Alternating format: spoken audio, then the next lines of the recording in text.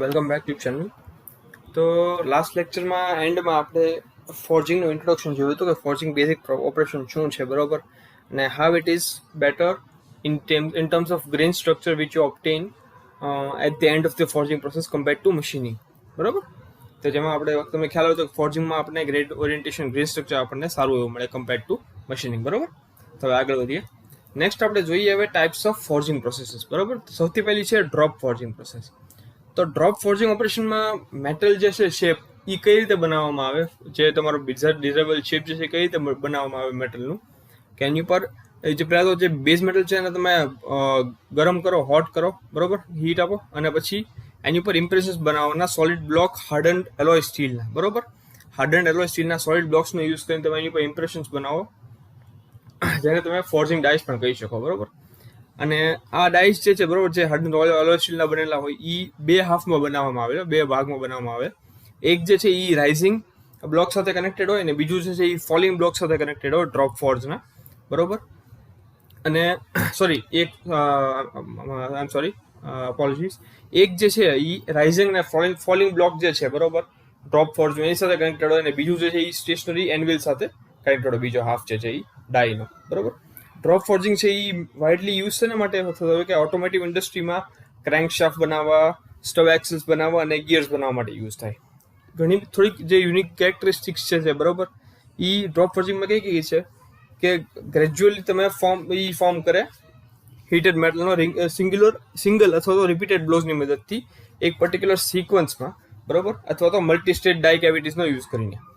બીજું છે કે એક પાર્ટિંગ લાઇન અને ફ્લેશ જનરેટ કરે વર્કપીસ ઉપર, અને ફ્લેશને તમારે રિમૂવ કરવી પડે. અને થર્ડ જે છે એ છે તમારું કે મશીનની જરૂર પડે ડાયમેન્શનલ ટોલરન્સીસ અને સારી સરફેસ ફિનિશ મેળવવા માટે. બીજું છે તમારું પ્રેસ ફોર્જિંગ પ્રોસેસ, બરોબર. પ્રેસ ફોર્જિંગમાં મેટલનો શેપ જે છે એ કઈ રીતે બે ડાઇઝની વચ્ચે બનાવવામાં આવે મિકેનિકલ અથવા હાઇડ્રોલિક પ્રેશરની મદદથી. આ જે છે બેઝિકલી તમે આ પ્રેશર કઈ રીતે તમે મેળવશો કે એક સિંગલ વર્ક સ્ટોક પ્રેસનો યુઝ કરીને, બરોબર, જે પ્રેસ તમે યુઝ કરો છો એનો સિંગલ વર્ક સ્ટોક એક યુઝ કરવાનો ડાય સ્ટેશન ઉપર, બરોબર. પ્રેસ ફોર્જિંગ છે એ એક રીતે ડ્રોપ હેમર ફોર્જિંગનું એક વેરિએશન છે અલગ, બરોબર. પણ ડિફરન્સ એટલો છે કે ડ્રોપ હેમર ફોર્જિંગની જેમ પ્રેસ ફોર્જિંગ છે એ ફાસ્ટ કામ નહીં કરે, પણ સ્લોલી કામ કરશે અને કન્ટિન્યુઅસ પ્રેશર અથવા ફોર્સ લગાડશે વર્કપીસ ઉપર, બરોબર.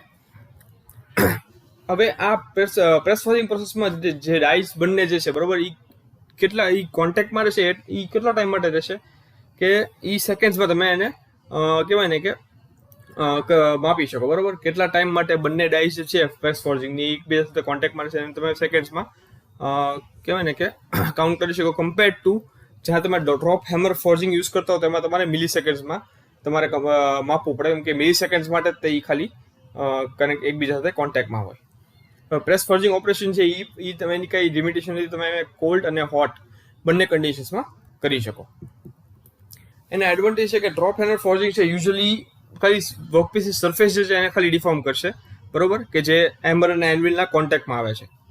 અંદરનું જે છે વર્કપીસનો ઇન્ટિરિયર જે પાર્ટ છે એ હંમેશા અનડિફોર્મ્ડ રહેશે. બીજો એડવાન્ટેજ એ છે આ પ્રોસેસનો કે એના કારણે તમને નવા પાર્ટ્સનું તમને સ્ટ્રેન રેટ જોવા મળશે આ પ્રોસેસથી. આપણને એ ખ્યાલ છે કયા ટાઈપનું સ્ટ્રેન તમે લગાડી શકો પાર્ટ ઉપર કે તમને સારું એવું ફોર્મિંગ મળી શકે, કેમ કે જે કમ્પ્રેશન રેટ જે છે પ્રેસ ફોર્જિંગ ઓપરેશનનું એ કંટ્રોલ છે, તમે એને કંટ્રોલ કરી શકો કમ્પ્રેશન રેટને. પ્રેસ ફોર્જિંગ જે છે એ હેમર ફોર્જિંગ કરતાં વધારે ઇકોનોમિકલ છે, જ્યારે તમે હીટેડ ડાઇસ યુઝ કરતા હો અને હાયર પ્રોડક્ટિવિટી તમને મળી શકે એનાથી. આ ઓપરેશન તમને સારા એવા ક્લોઝ ટોલરન્સીસ પણ મળી શકે, બરોબર. હેમર ફોર્જિંગમાં તમને મોટાભાગનું જે વર્ક જે છે એ મશીન ઓબ્ઝર્વ કરી લે, જ્યારે પ્રેસ ફોર્જિંગમાં જે મોટાભાગનું જે પર્સન્ટેજનું વર્ક જે છે એ વર્કપીસ કહેવાય ને કે ઓબ્ઝર્વ કરી લે, એટલે વધારે તમને સારું એવું ટોલરન્સીસ અને ફોર્મિંગ મળી શકે. આમાં ડિસએડવાન્ટેજ છે કે આ ઓપરેશન છે એક ટાઈમ કન્ઝ્યુમિંગ પ્રોસેસ છે, કેમ કે શેના કારણે કે અમાઉન્ટ ઓફ સ્ટેપ્સ કેટલા છે, ઘણા બધા સ્ટેપ્સમાં તમારે પ્રોસેસ થાય, અને દરેક જે સ્ટેપ જે છે એ બહુ વધારે ટાઈમ લગાડે. વર્કપીસ છે એ બહુ જલ્દી આમાં ઠંડુ પડી છે, કેમ કે ડાઇસ જે છે એ જ્યારે કોન્ટેક્ટમાં હોય વર્કપીસ સાથે, બરોબર, અને ડાઇસ જે છે એ વધારે હીટ ટ્રાન્સફર છે એ જનરેટ કરે કમ્પેર્ડ ટુ સરાઉન્ડિંગ એટમોસ્ફિયર, બરોબર. એટલે વર્કપીસથી ડાઈમાં તમારી જે હીટ છે એ બહુ જલ્દી ટ્રાન્સફર થઈ જશે.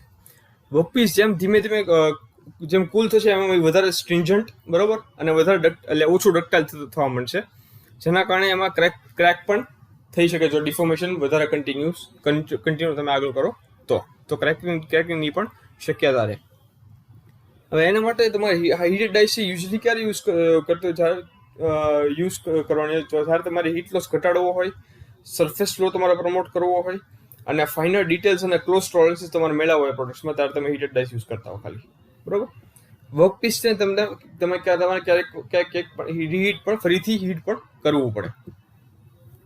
હવે ક્લાસિફિકેશન ઓફ આપણે ફોર્જિંગ પ્રોસેસ જોઈ લઈએ. તો સૌથી પહેલી છે ઓપન ડાય ફોર્જિંગ. આ એક હોટ ફોર્મિંગ પ્રોસેસ છે કે જેમાં તમે સ્ટાન્ડર્ડ ફ્લેટ વી શેપની અથવા તો સ્વેજ ડાઇસ તમે યુઝ કરી શકો. જે હોટ વર્કપીસનું ટેમ્પરેચર છે એના કારણે શું થાય, તમારી જે પ્લાસ્ટિક ફ્લો કેરેક્ટરિસ્ટિક્સ છે વધારે ઇમ્પ્રૂવ થાય વર્ક મટીરિયલની, બરોબર, અને મટીરિયલને વર્ક કરવા માટેનું જે ફોર્સ તમારે જે જોઈએ છે એ તમારો ઘણો બધો ઘટી જાય. અને બીજા વર્ડ્સમાં તમે સ્મિથ ફોર્જિંગ પણ કહી શકો. સ્મિથ ફોર્જિંગ, ઓપન ડાય ફોર્જિંગમાં એક હેમર જે છે એ સ્ટ્રાઇક કરે અને ડિફોર્મ કરે વર્કપીસને કે જે એક સ્ટેશનરી એન્વિલ ઉપર મૂકેલું હોય, બરોબર. અને ઓપન ડાય ફોર્જિંગ એટલે કહેવા માટે કહેવામાં આવે છે કેમ કે આમાં જે ડાઇસ તમે જે યુઝ કરો છો, જે સરફેસ ઉપર એક ડાઇસ કોને કહેવાય કે જે સરફેસ વર્કપીસના કોન્ટેક્ટમાં છે જ્યારે એની ઉપર હેમર બ્લો થશે ત્યારે, બરોબર, હેમર સ્ટ્રાઇક થશે ત્યારે એ જે ડાઇસ છે એ વર્કપીસને પૂરેપૂરું કહેવાય ને કવર નથી કરતી, પૂરેપૂરો એન્ક્લોઝ નથી કરતી. આખો વર્કપીસ એ ડાયની અંદર નથી હોતો, બરોબર, ખાલી એની ઉપર હોય કે અહીંયા કોન્ટેક્ટમાં હોય છે, જેના કારણે તમારી જે વર્કપીસ છે એને ઇઝીલી ફ્લો થવા દે, બરોબર. એક્સેપ્ટ ક્યાં આગળ કે જ્યાં આગળ વર્કપીસ છે એ ડાય સાથે કોન્ટેક્ટમાં છે ત્યાં આગળ ખાલી પ્લાસ્ટિકલી પ્રોપરલી ફ્લો નહીં થાય, બાકી બધી જગ્યાએ એ પ્રોપરલી ફ્લો થઈ શકશે. ડાઇસ જે છે યુઝલી ફ્લેટ શેપની હોય, બરોબર, પણ ક્યાંક તમારે જો એક સ્પેસિફિક શેપ જોતો હોય ફાઇનલ વર્કપીસનો તો એ પ્રમાણે પણ તમે ડાઇસ બનાવી શકો. ફોર એક્ઝામ્પલ, જો એક ડાય જે છે એનો રાઉન્ડ શેપ અથવા કોન્વેક્સ અથવા કોન્કેવ સરફેસ પણ હોઈ શકે, અથવા તો એવો ટૂલ હોઈ શકે કે જેના કારણે એ વર્કપીસની અંદર હોલ બની શકે અથવા તો કટ ઓફ ટૂલ પણ થઈ શકે. ઓપન ડાય ફોર્જિંગ નોર્મલી છે એ લાર્જ પાર્ટ્સ બનાવવા માટે યુઝ થાય કે જે મોટા ભાગે છે એ ઇમ્પ્રેશન ડાય પ્રોસેસથી ની રેન્જની બહાર યુઝ થાય, એટલે એની માટે તમારે ઓપન ડાય ફોર્જિંગ કરવું પડે, બરોબર. આ તમે પ્રોસેસ બતાવે છે કે આ બંને તમારી ડાઇસ છે, બરોબર. આ ફ્લેટ ડાય ઉપર તમારો વર્કપીસ બનાવીને પછી તમે એની ઉપર પ્રેશર લગાડીને તમારો એનો શેપ ચેન્જ કરશો. એક સિમ્પલ ટાઈપની જે ઓપન ડાય ફોર્જિંગ છે એને તમે ઓફસેટિંગ પણ કહી શકો. ઓફસેટિંગ પ્રોસેસમાં શું કરવાનું આવે કે એક વર્કપીસ જે છે એ બે ફ્લેટ ડાઇસની વચ્ચે મૂકવામાં આવે અને પછી એની હાઇટ છે ડિક્રીઝ કરવામાં આવે કમ્પ્રેસિવ ફોર્સિસથી, બરોબર, બંને ડાઇસની વચ્ચે લગાડીને. હવે મેટલનો વોલ્યુમ જે છે એ કોઈ પણ તમે ફોર્મિંગ પ્રોસેસ કરશો એમાં કોન્સ્ટન્ટ રહેશે થ્રુ આઉટ ડિફોર્મેશન, બરોબર. જ્યાં સુધી ડિફોર્મેશન પૂર્ણ નથી ત્યાં સુધી સ્ટાર્ટિંગથી લઈને એન્ડ સુધી વર્કપીસનું વોલ્યુમ છે એ સેમ રહેશે. એના માટે એક હાઇટમાં રિડક્શન તમને જોવા મળશે અને એક વિડ્થ છે પહોળાઈ જે છે એમાં વધારો તમને જોવા મળશે આ પ્રોસેસમાં. ઓપન ડાય ફોર્જિંગ બેઝિકલી 3 મેથડ અવેલેબલ છે: કોગિંગ, ફ્યુલરિંગ અને એજિંગ, બરોબર. એ ભાઈ મેથડ છે અગત્યની નથી, ખાલી ઓપન ડાય ફોર્જિંગમાં તમારા ત્રણ નામ તમારે યાદ રાખવાના રહે: કોગિંગ, ફ્યુલરિંગ અને એજિંગ, બરોબર. નેક્સ્ટ છે તમારી ક્લોઝ ડાય ફોર્જિંગ. આ છે બેઝિકલી એક પેર યુઝ કરે મેચ ડાઇસની, બરોબર, કે જેની અંદરની સાઈડ કોન્ટૂર્ડ અથવા તો એક પાથવાળી એક પર્ટિક્યુલર ઇમ્પ્રેશન બનાવેલી હોય દરેક ડાયમાં, બરોબર, બંને ડાયમાં, કે જેની અંદર કેવિટીઝ હોય કે જેના કારણે જ્યારે તમે પ્રેશરાઇઝ કરો વર્કપીસને, બરોબર, હોટ વર્કપીસને, પ્લાસ્ટિકલી ફ્લો થઈને જે અંદરની જે ઇમ્પ્રેશન જે બનાવેલી છે ડાયની અંદર એમાં ઇઝીલી ફ્લો થઈને એનો શેપ લઈ શકે અંડરના ઇમ્પ્રેશનમાં, બરોબર. મટીરિયલ જે છે એ જ્યારે પ્રેશર ફૂલ લેવલ over થતા ડાય કેવિટીની અંદર જે આખી ઇમ્પ્રેશન જે જગ્યા બનેલી છે એની આખી સ્પેસ છે એને પૂરેપૂરો ફિલ કરી લેશે, કેમ કે એ હોટ હશે એને કારણે એ પ્લાસ્ટિકલી કમ્પ્રેસ થતું હશે મોલ્ડની અંદર. એના કારણે જે અંદરની કેવિટી છે એની ઇમ્પ્રેશનનું એક જે શેપ જે છે એ આ વર્કપીસ લે છે તમારે ફાઇનલી, બરોબર, જે તમારે એઝ અ પ્રોડક્ટ તમારે જોવે છે. ક્લોઝ ડાય ફોર્જિંગમાં ઘણીવાર બે અથવા વધારે પ્રોગ્રેસિવ ઇમ્પ્રેશન્સ તમે બનાવી શકો, બરોબર. ઘણીવાર એક સાથે એક કરતાં વધારે પરફોર્મિંગ ઓપરેશન પણ તમે કરી શકો, જેના કારણે તમને તમારો ડિઝાયર્ડ શેપ છે એ મળી શકે.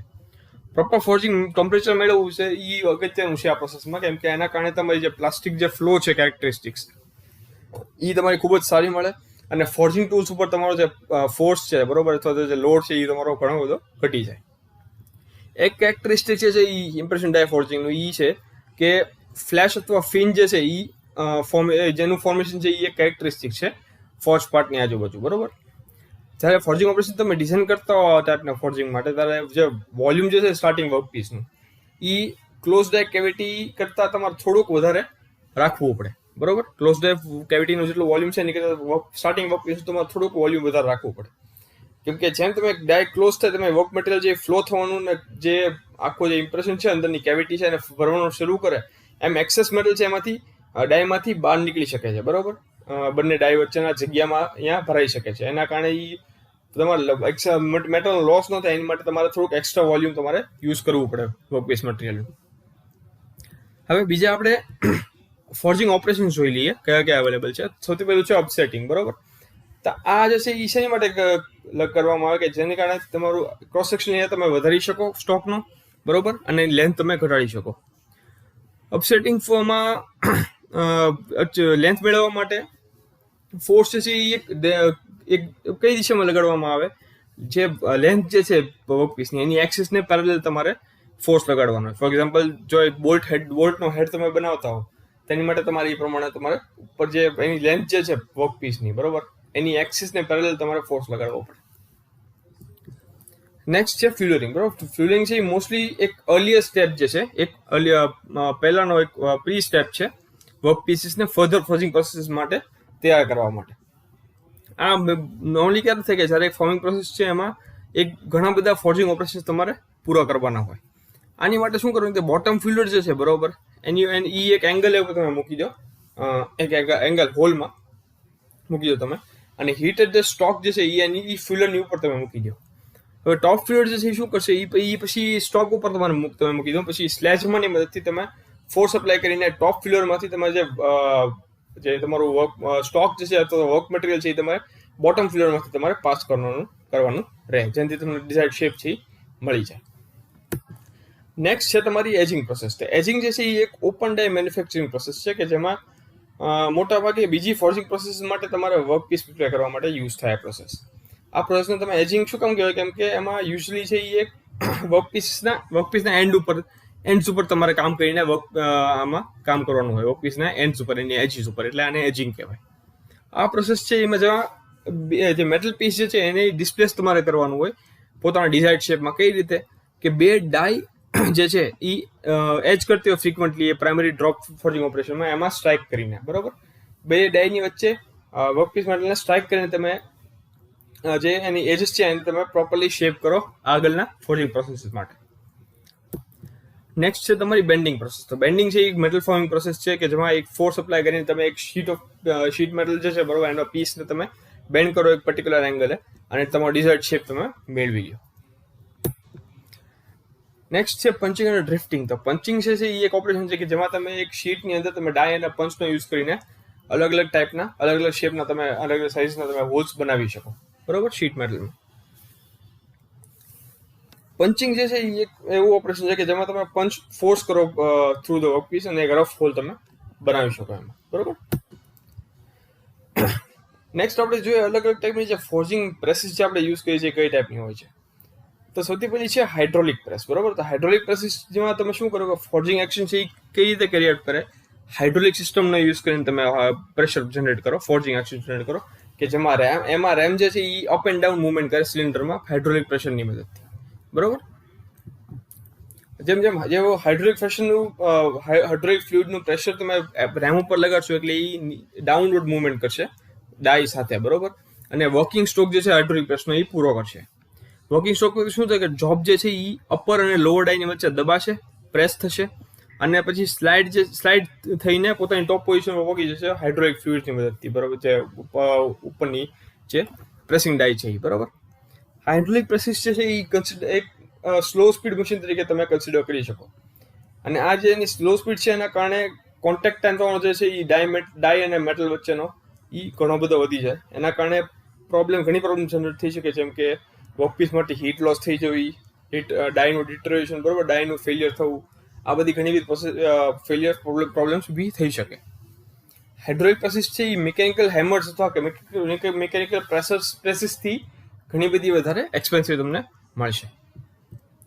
એડવાન્ટેજ કયા છે? તો હાઇડ્રોલિક પ્રેસીસ જે છે એ સૌથી વધારે સુટેબલ છે એવા મટીરિયલ્સનું ફોર્જિંગ કરવા માટે કે જેનું જે ટેમ્પરેચર છે એ ઘણા બધા લો છે, બરોબર. હાઇડ્રોલિક પ્રેસીસ છે એ એની કેપેસિટી ફોર્જિંગ વર્ક કરવાની એ સ્ટીમ સમજ કરતાં ઘણી બધી વધારે છે.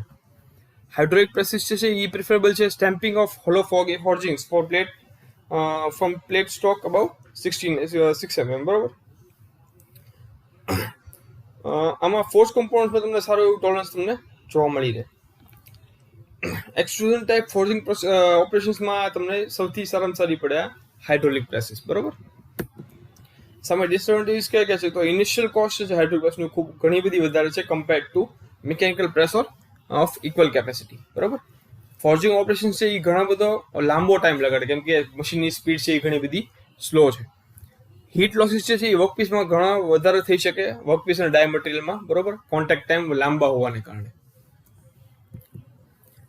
નેક્સ્ટ જે ટાઈપની પ્રેસ છે એ આજે છે આપણી મિકેનિકલ પ્રેસ. હવે એમાં છે એ બે ટાઈપની પ્રેસીસ આવશે, બંને આપણે જોઈશું. તો સૌથી પહેલી છે ક્રેન્ક પ્રેસ.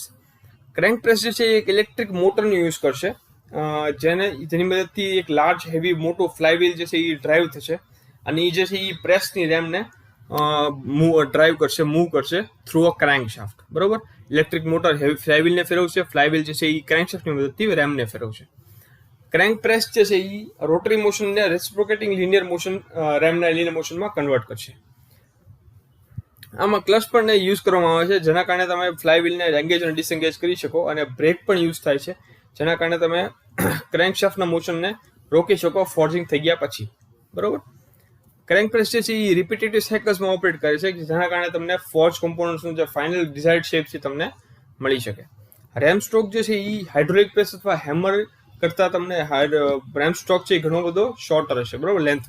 લેન્થમાં ઘણો નાનો હશે compare to hammer or hydraulic press. આ પ્રેસીસ જે છે એ બેઝિસ એ શેની પર રેટ કરવામાં આવે કે કેટલો ફોર્સ છે ડેવલપ થાય છે સ્ટ્રોકના એન્ડમાં, બરોબર. સ્ટ્રોકના એન્ડમાં કેટલો ફોર્સ જનરેટ થાય છે એની ઉપરથી તમે આ પ્રેસીસને રેટ કરી શકો. તો આ તમારી ક્રેન્ક પ્રેસ છે, તમે બતાવી છે. હવે બ્લો પ્રેસ જે છે એ મોટા ભાગે છે ને સ્ક્વીઝ કરતી હોય then like the impact of હેમરની જેમ ટીપ છે એ પણ સ્ક્વીઝ કરશે, બરોબર. એટલે કે એટલા એના માટે તમે જે ડાઇસ તમે આની ક્રેન્ક પ્રેસ માટે જોવો એ ઘણી ઓછી માસવાળી હોઈ શકે અને ડાય લાઈફ જે એ ઘણી વધારે હોય છે કમ્પેર ટુ હેમર આ ક્રેન્ક પ્રેસમાં. કેમ કે આમ હેમરમાં તમે ટીપતા હો, બરોબર, સ્ટ્રાઇક કરતા હો, બરોબર. એને કારણે તમારો વર્કપીસ તો શિફ્ટ થાય છે પણ સાથે સાથે તમારા ડાય ઉપર પણ ઇમ્પેક્ટ આવે હેમરના કારણે. આમાં તમે સ્ક્વીઝ કરો છો એટલે ડાયની એક તો એનું માસ તમે ઓછું યુઝ કરી શકો અને ડાયની લાઈફ તમારી ઘણી બધી લાંબી હોય. નેક્સ્ટ છે તમારી સ્ક્રૂ પ્રેસ. સ્ક્રૂ પ્રેસ જે છે એ એક વર્ટિકલ સ્ક્રૂ એમાં આપેલું હોય કે જે રોટેટ થાય એક નટની અંદર જે પ્રેસની ફ્રેમમાં લગાડેલું હોય. ટોપ એન્ડ જે છે વર્ટિકલ સ્ક્રૂનું એક કનેક્ટેડ હોય ફ્લાયવ્હીલ સાથે અને બોટમ એન્ડ જે છે વર્ટિકલ સ્ક્રૂનું જે રેમ સાથે જોઈન કરેલું હોય કે જે અપ એન્ડ ડાઉન રેસિપ્રોકેટ કરે, બરોબર, સ્ક્રૂ અને ફ્લાયવ્હીલના મૂવમેન્ટને કારણે. આ ટાઈપની પ્રેસીસ જે છે એની એનર્જી આ ફ્લાયવ્હીલમાંથી મેળવે એટલે એની જે એનર્જી છે એ લિમિટેડ હોય. આમાં ફોર્જિંગ લોડ જે આમાં જનરેટ થશે, બરોબર, એ ટ્રાન્સમિટ થાય થ્રુ અ વર્ટિકલ સ્ક્રૂ અને રેમ જે છે એ અટકી જાય ક્યારે કે જ્યારે ફ્લાયવ્હીલની એનર્જી છે એ ઘટી જાય ત્યારે તમારે રેમ જે છે એ સ્ટોપ થઈ જશે. જો ડાઇસ તમારી સાયકલ પૂરા થયા પછી એન્ડ ક્લોઝ ન થાય, બંધ ન થાય તો ઓપરેશન છે ફરીથી રિપીટ થાય જ્યાં સુધી તમારું ફોર્જિંગ છે એ કમ્પ્લીટ ન થાય, બરોબર. આ ફિગરમાં તમને બતાવેલી છે, બરોબર. સ્ક્રૂ પ્રેસીસ જે છે એ મોટા ભાગે ઓપન ડાય અને ક્લોઝ ડાય ફોર્જિંગ ઓપરેશન્સ માટે યુઝ કરવામાં આવે અને નાની પ્રોડક્શન ક્વોન્ટિટીઝ હોય અને પ્રેસિશન પાર્ટ્સ તમારે મેળવવા હોય જેમ કે ટર્બાઇનની બ્લેડ્સ, તેની માટે આ સ્ક્રૂ પ્રેસની જે મશીન છે એ ખૂબ જ સારું હોવું પડે તમને. નેક્સ્ટ આપણે જે ફોર્જિંગ ડિફેક્ટ છે નામ ખાલી જોઈએ તો ડિફેક્ટ છે ફોર્સ બ્લોકની કઈ છે એક્સટીરિયર ઇન્ટિરિયર ક્રેકિંગ થઈ શકે, લેપ્સ થઈ શકે, કોલ્ડ શર્ટ્સ થઈ શકે, વોપિંગ ઓફ પાર્ટ છે વોપ તમારો થઈ જાય, બરોબર, સંકોચાઈ જાય, improperly formed sections and dead zones generate થાય, પ્રોપરલી કહેવાય ને ફોર્મ ન થાય તમારો પાર્ટ છે આખો, અનફિલ્ડ સેક્શન્સ થાય, સ્કેલ પીટ્સ થાય, ડાય શિફ્ટ થવાના કારણે તમારો જે ફોર્મિંગ છે પ્રોપર ન થયું હોય, ફ્લેક્સ જનરેટ થાય અને ગ્રેન ફ્લો તમારો પ્રોપર ન થાય એના કારણે તમારો વર્કપીસ છે ડિસ્ટોર્ટ પણ થઈ શકે, બરોબર. નેક્સ્ટ જે પ્રોસેસ એ આપણી છે એક્સટ્રુઝન પ્રોસેસ. તો એક્સટ્રુઝન છે એ એક બલ્ક ડિફોર્મેશન પ્રોસેસ જ છે કે જેમાં જે મેટલનો બ્લોક અથવા બિલેટ જે હોય, બરોબર, એને ફોર્સ કરવામાં આવે એક ડાય ઓપનિંગમાંથી ફ્લો કરવા માટે, બરોબર. ફ્લો થવામાં એક બ્લોક એક ડાયની ઓપનિંગ થ્રુ બ્લોક અને બિલેટને ફોર્સ કરીને ફ્લો કરવામાં આવે કે જેથી તમને એક decide cross section area cross section shape અને એરિયા મળી શકે અંડર હાઈ પ્રેશર. બરોબર. એક્સટ્રુઝન પ્રોસેસમાં મેટલ જે છે એને સ્ક્વીઝ કરવામાં આવે એક ઓરિફિસમાંથી ડાયની અંદર. બરોબર. અને એ કઈ રીતે કરવામાં આવે કે પંચથી એને પ્રેશરાઇઝ કરો તમે એનાથી. બરોબર.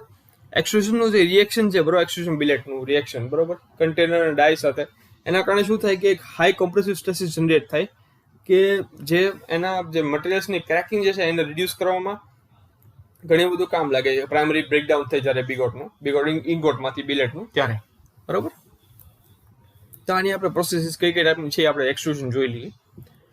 સૌથી પહેલી છે હોટ એક્સટ્રુઝન પ્રોસેસ. બરોબર. તો હોટ એક્સટ્રુઝનમાં બેઝિકલી પ્રોસેસમાં છે મેટલ્સને તમે હીટ કરો, બહુ હાઈ ટેમ્પરેચર છે, પછી એના તમે એક્સટ્રુઝન પ્રોસેસ કેરી આઉટ કરો.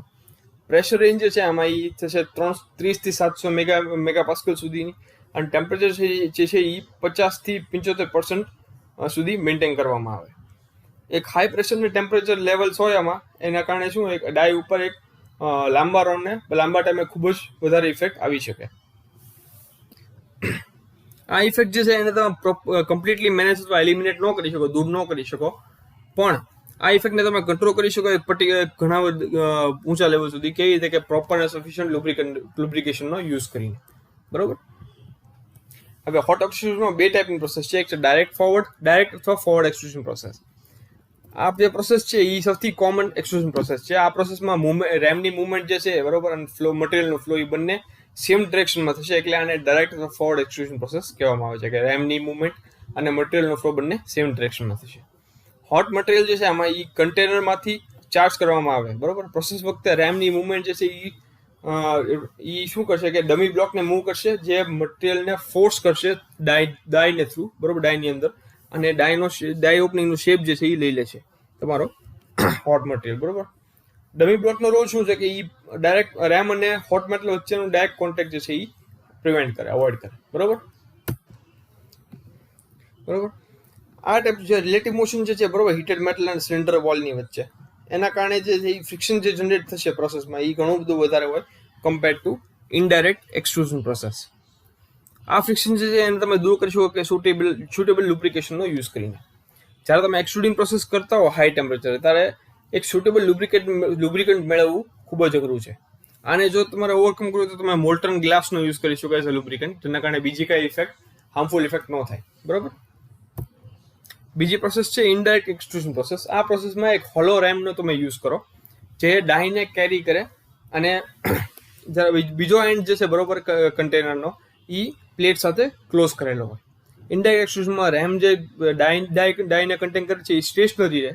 બરોબર. અને બિલેટ કન્ટેનર જેમાં બિલેટ ભરેલું છે એને મૂવ કરવામાં આવે. આ પ્રોસેસમાં જે મટીરિયલનો ફ્લો જે છે એ રેમની ઓપોઝિટ ડિરેક્શનમાં થશે. બરોબર. એટલે આને તમે ઇનડાયરેક્ટ અથવા બેકવર્ડ એક્સટ્રુઝન પ્રોસેસ કહેતા હો છો.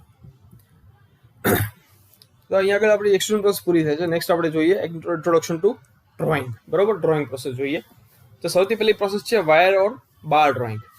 વાયર એન્ડ બાર ડ્રોઈંગમાં આ પણ એક બલ્ક ડિફોર્મેશન પ્રોસેસ જ છે કે જેમાં ક્રોસ સેક્શન જે બાર રોડ અથવા વાયરનો એ ઘટાડવામાં આવે ડાય ઓપનિંગ થ્રુ એને ખેંચીને. બરોબર. આ પ્રોસેસ છે અને ઘણા બધા એપ્લિકેશન છે વાયર ડ્રોઈંગના, જેમ કે ઇલેક્ટ્રિકલ વાયરિંગ બનાવવું, કેબલ્સ બનાવવા, ટેન્શન લોડેડ સ્ટ્રક્ચરલ કમ્પોનન્ટ્સ બનાવવા, સ્પ્રિંગ બનાવવી. બરોબર. પેપર ક્લિપ બનાવવા માટે, વ્હીલ્સના વ્હીલના જે કહેવાય મેગ વ્હીલ માટે જે સ્પોક્સ જે આવે એ બનાવવા માટે, અને જે સ્ટ્રિંગ વાળા મ્યુઝિકલ ઇન્સ્ટ્રુમેન્ટ છે, ગિટાર છે, વાયોલિન છે, એ બધા સ્ટ્રિંગ્સ બનાવવા માટે. બરોબર. આ પણ એક એક્સટ્રુઝન પ્રોસેસ જેવી સિમિલર પ્રોસેસ છે, પણ ખાલી ડિફરન્સ એટલો છે કે ડ્રોઈંગમાં તમે વાયરને પુલ કરો છો. બરોબર. જ્યારે અને એક્સટ્રુઝનમાં તમે ડાયમાંથી મટીરિયલને પુશ કરતા હો છો. એમાં તમે ધક્કો મારતા છો, આમાં તમે ડ્રોઈંગમાં તમે ખેંચશો. બરોબર. ડ્રોઈંગ જે છે એ યુઝ્યુઅલી મોટા ભાગે રૂમ ટેમ્પરેચર કરવામાં આવે, એટલે આને કોલ્ડ વર્કિંગ પ્રોસેસ પણ તમે કહી શકો. પ્રેશર જે સેટઅપ કરવામાં આવે બરોબર એ કઈ રીતે ડ્રોઈંગ જે પુલ જે છે વાયરનો બરોબર એને બેઝિકલી એને ખેંચીને તમે પ્રેશર જનરેટ કરશો, અને પ્લાસ્ટિક ફ્લોર મટીરિયલનું જે છે એ થશે અને એના ડાયામીટરમાં ઘટાડો થશે. ડાય જે છે એ લુબ્રિકેટેડ હોય એના કારણે શું, કેમ કે ડાય અને બાર વચ્ચે ઘણો બધો પ્રેશર, કેમ કે તમે ઠંડી એક તો રૂમ ટેમ્પરેચર તમે પ્રેશર અપ્લાય કરો છો એટલે ઘણું બધું ટેમ્પરેચર વધી જાય અને પ્રેશર પણ વધી જાય ડાય અને બારની વચ્ચે, એટલે તમારે એને લુબ્રિકેટેડ રાખવી પડે. યુઝ ક્યાં આગળ થાય તો મોટા બધા વાયર સ્ટીલ અને કોપરના જેટલા મેન્યુફેક્ચર થાય બધા વાયર ડ્રોઈંગ પ્રોસેસથી થાય, અને બીજા ઘણા બધા સેક્શન્સ બનાવવા માટે જેમ કે રાઉન્ડ છે, સ્ક્વેર પ્રોફાઇલ છે, એક્સેટ્રા, આ બધા તમે બનાવી શકો. નેક્સ્ટ છે ટ્યુબ ડ્રોઈંગ પ્રોસેસ. તો ટ્યુબ ડ્રોઈંગ પ્રોસેસ છે એ એક મેટલ વર્કિંગ પ્રોસેસ છે કે જેમાં ટ્યુબને તમે પોતાની સાઇઝ પ્રમાણે શ્રિંક કરી શકો, બરોબર, ઘટાડી એનો ડાયમીટર સંકુચી શકો, બરોબર, મોટો ડાયમીટર અને નાનો ડાયમીટર તમે બનાવી શકો. જેમ કઈ રીતે કે ટ્યુબને તમે એક ડાય થ્રુ તમે ખેંચી લો, બરોબર. આ પ્રોસેસ છે એ એક હાઈ ક્વોલિટી ટ્યુબિંગ બનાવે પ્રિસાઇઝ ડાયમેન્શન સાથે, સાઇઝ સરફેસ ફિનિશ સાથે અને કોલ્ડ વર્કિંગની એડેડ સ્ટ્રેન્થ સાથે, બરોબર. ટ્યુબનો એક છેડો જે છે એ એને કોલેપ્સ કરવામાં આવે અને પછી એને ખેંચવામાં આવે અને ડાય થ્રુ એને ખેંચી લેવામાં આવે. આ જે છેડો છે પછી એને તમે ક્લાઇમ્બ કરીને એક ટ્રાવેલિંગ કેરેજ સાથે તમે એને ક્લાઇમ્બ કરી દો. આ કેરેજ જે છે એ વધારે પછી ડાયથી આગળ જાય, બરોબર, કે કઈ રીતે મિકેનિકલ હાઇડ્રોલિક ટ્રેક્શનથી અને હાઇડ્રોલિક મુવમેન્ટથી બેઝિકલી, અને એ જે છે એ જે છેડાથી અને એ જે કેરેજ જે છે એને ખેંચે થ્રુ ધ ટ્યુબને, બરોબર, ને તમારો ડાયામીટર છે તમારો બેઝિકલી ઘટી જાય, બરોબર. હવે શીટ મેટલ ફોર્મિંગ પ્રોસેસ તમારે જોઈ લે તો પ્રેસ વર્કિંગ પ્રોસેસ છે ઘણી બધી અલગ અલગ ટાઈપની હોય છે. શિયરિંગ છે, બ્લેન્કિંગ, પંચિંગ, પિયર્સિંગ, પછી slotting, perforating, notching, lancing, nibbling, slitting, parting, cut off, trimming, shaving, dinking, આ બધી અલગ અલગ પ્રેસ વર્કિંગ પ્રોસેસ છે કે શીટ મેટલમાં તમે આ પરફોર્મ કરી શકો, બરોબર. હવે જે પ્રેસીસ છે તમે યુઝ કરશો શીટ મેટલ ફોર્મિંગ માટેની, બરોબર, એનો ક્લાસિફિકેશન આપણે જોઈએ તો સૌથી પહેલું કેટેગરી છે પાવર સોર્સના બેઝિસ ઉપર, બરોબર. તો એની ઉપરથી તમે જો મેળવો તો manual press, mechanical press, hydraulic press અને ન્યુમેટિક પ્રેસ. બીજી કેટેગરી છે નંબર ઓફ સ્લાઇડ્સ ઉપરથી, બરોબર. તો single action press, double action press અને ટ્રિપલ એક્શન પ્રેસ. નેક્સ્ટ છે તમારી category according to basis of frame and construction. Frame કેવી છે અને કન્સ્ટ્રક્શન કેવું છે. તો arch frame presses, gap frame presses, straight side presses અને હોર્ન પ્રેસીસ. તો હવે જે ડાઈસ કઈ યુઝ થઈ આપણે જોઈએ તો સૌથી પહેલી છે કમ્પાઉન્ડ ડાય. તો જ્યારે એક બ્લેન્કિંગ ડાય ઇનફ ન હોય, બરોબર, અને પ્રોગ્રેસિવ ડાય બહુ વધી જાય પ્રોસેસ માટે, જ્યારે બ્લેન્કિંગ ડાય છે એનાથી તમારું કામ એનાથી બહુ ઓછું કામ થાય અને પ્રોગ્રેસિવ ડાય છે એ જરૂર કરતાં બહુ વધી જાય, ત્યારે તમે કમ્પાઉન્ડ ડાય યુઝ કરો. આ ડાયમાં છે બે કરતાં વધારે ઓપરેશન તમે એક સાથે એક સ્ટેશન તમે કરી શકો. આ ટાઈપની ડાઈસ જે છે એ એક કટિંગ ટૂલ તરીકે તમે આનો યુઝ કરી શકો, કેમ કે આ ઓનલી કટિંગ ઓપરેશન્સ તમે આમાં કરી શકો કમ્પાઉન્ડ ડાયમાં, બરોબર. ફિગરમાં તમને કમ્પાઉન્ડ ડાય બનાવેલી છે કે જેમાં તમે એક વોશર બનાવેલું છે એક સિંગલ સ્ટ્રોક સાથે. વોશર જે છે એ પ્રોડ્યુસ થાય સિમ્યુલેશન બ્લેન્કિંગથી અને પિયર્સિંગ ઓપરેશનથી, બરોબર. કમ્પાઉન્ડ ડાઈસ છે એ વધારે એક્યુરેટ અને ઇકોનોમિકલ છે પ્રોડક્શનમાં compare to single operation dies, બરોબર. સિમ્પલ ડાયમાં તમે ખાલી સિંગલ ઓપરેશન કરી શકો, એના કરતાં તમને વધારે પ્રોડક્શનમાં ઇકોનોમિકલ અને એક્યુરેટ તમને કમ્પાઉન્ડ ડાઈસ પડે. કમ્પાઉન્ડ ડાય છે એ ખૂબ જ વધારે એવો ઇફેક્ટિવ ટૂલ છે જ્યારે તમારે શોર્ટ પેટર્ન્સ તમે કરી શકો, અને શોર્ટ પેટર્ન્સના કારણે તમે પ્રોગ્રેસિવ ડાય યુઝ ન કરી શકો કે તમને ખૂબ જ મોંઘી પડે. એટલે કમ્પાઉન્ડ ડાય છે એ તમે શું અલાઉ કરે કે તમે ઇન્ટરનલ અને એક્સટર્નલ એસ્પેક્ટ્સ એક પાર્ટના એક સિંગલ પ્રેસ સ્ટ્રોકમાં બંને તમે કટ કરી શકો, બરોબર. અને તમને ફાઇનલ ફિનિશિંગ પાર્ટ જે છે એક સિંગલ સ્ટેશનમાં તમને મળી જાય ફાઇનલ પાર્ટ. સેકન્ડ છે તમારું પ્રોગ્રેસિવ ડાય. તો પ્રોગ્રેસિવ ઓર ફોલો ઓન ડાય જે છે એ એમાં સિરીઝ ઓફ ઓપરેશન્સ તમે કરી શકો, દરેક કરવામાં આવે અને એક સિંગલ સ્ટ્રોકમાં તમને એ ઓપરેશન થઈ જાય. સ્ટ્રોક્સની વચ્ચે તમારો પીસ જે છે એ એક સિંગલ સ્ટ્રોકમાં પ્રેસમાં બનાવવામાં આવે, જ્યારે પિયર્સિંગ પંચ જે છે એ હોલ બનાવે એક સ્ટ્રોકમાં. બ્લેન્કિંગ પંચ જે છે એ મેટલનો એક પોર્શન તમને કટ કરીને આપે કે જેમાં ઓલરેડી એક હોલ તમે પિયર્સ કરેલો છે આની પહેલાના સ્ટેશન ઉપર, બરોબર. એટલે પહેલા સ્ટેશનમાં એમાં પંચિંગ કર્યું, એમાં હોલ બનાવ્યો, અને પછીને સ્ટેશનમાં તમે પિયર્સિંગ બ્લેન્કિંગ કરો કે જેમાં એક પર્ટિક્યુલર મેટલનો મોટો પોર્શન છે એ તમને કાઢીને આપી દો કે જેમાં તમે ઓલરેડી હોલ કરેલો છે, બરોબર. એટલે ફર્સ્ટ સ્ટ્રોક પછી તમે જ્યાં તમે ખાલી એક હોલ મેળવતો દરેક સ્ટ્રોકના એન્ડમાં તમને એક પર્ટિક્યુલર વોશર મળી જાય, બરોબર.